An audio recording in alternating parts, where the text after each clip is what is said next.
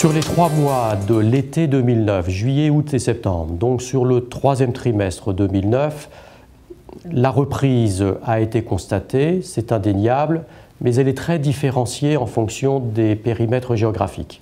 La reprise est certaine pour Paris intramuros. Nous constatons sur ces 3 mois 2009 par rapport à la même période 2008 une augmentation en nombre de biens qui ont été vendus de 8%, très légèrement plus que 8% même. En revanche, l'augmentation est moins élevée pour la couronne.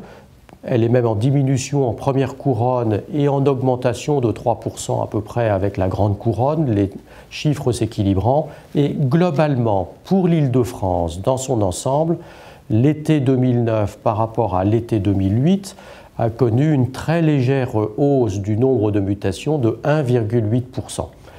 C'est une embellie, c'est une reprise.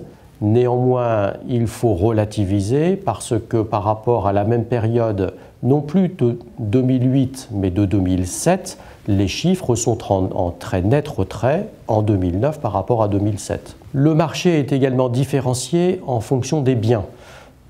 Les immeubles anciens connaissent une légère reprise. En revanche, pour les immeubles neufs, là, il y a presque un emballement.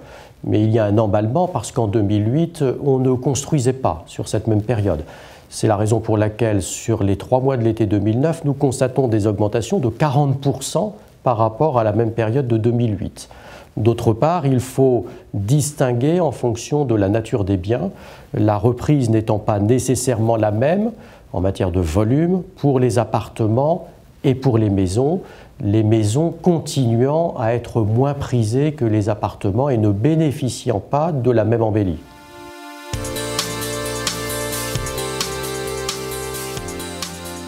Rappelons-nous tout d'abord que depuis le début de l'année, les prix ont sensiblement baissé. Depuis le mois de janvier, nous étions sur une pente d'une baisse de 10% en gros des prix pour l'année 2009. Au 3e trimestre 2009, toujours par rapport à la période identique de 2008, les prix ont eu tendance à être stables pour la première couronne, pour la grande couronne. Pour la ville de Paris, c'est une très légère augmentation des prix de 1,4% qui a été constatée. Mais attention, il faut se prémunir contre des augmentations qui très fréquemment sont liées à la saisonnalité des décisions d'acquisition. Nous avons toujours constaté qu'au 3e trimestre, et ceci depuis 17 ans, les prix augmentent davantage que pour les trimestres précédents. De telle sorte que cette légère augmentation du 3e trimestre 2009 doit être prise avec précaution parce vraisemblablement, elle ne devrait pas se confirmer pour les derniers mois de l'année 2009. Au total, sur l'année 2009, cela signifie que nous devrions assister à une baisse généralisée des prix de l'immobilier de 8% à peu près pour Paris intramuros et de 9 à 9,5% pour les prix des biens dans l'Île-de-France dans leur ensemble.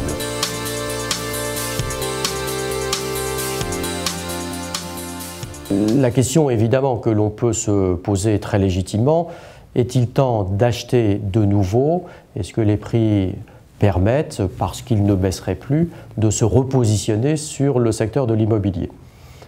Constatons tout d'abord que les conditions d'accès au crédit sont beaucoup plus favorables qu'elles ne l'étaient auparavant et il est possible dorénavant d'emprunter pour financer un bien neuf comme pour financer un bien immobilier ancien à des taux d'intérêt inférieurs ou voisins de 4%.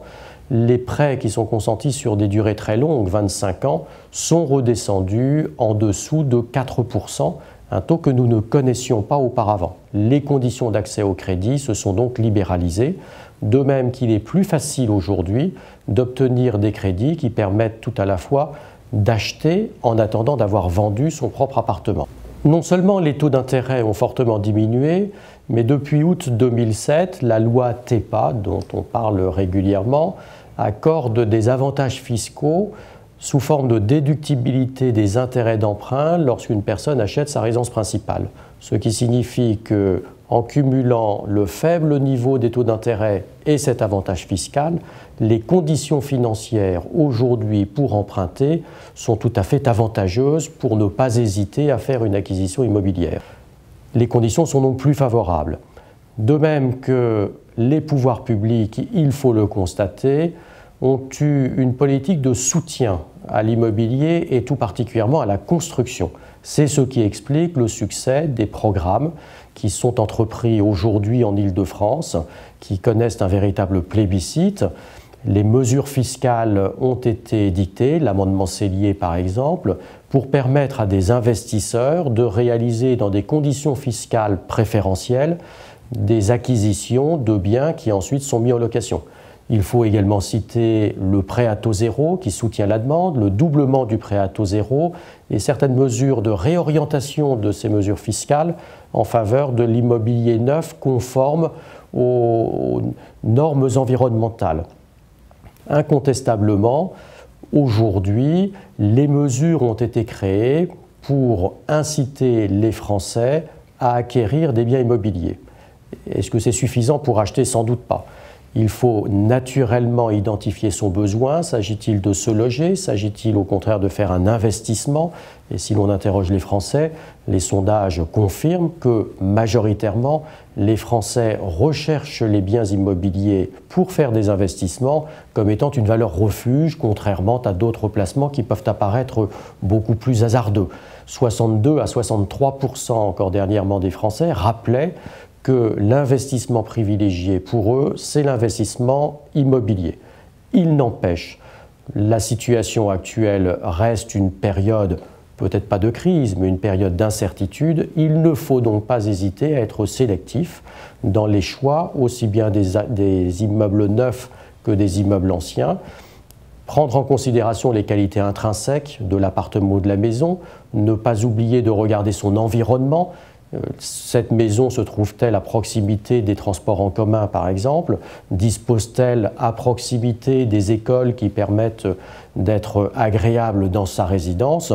Sous réserve d'être sélective, de savoir choisir, très vraisemblablement, ce choix, cette acquisition qui se fait sur une période longue devrait être bénéfique pour les acquéreurs.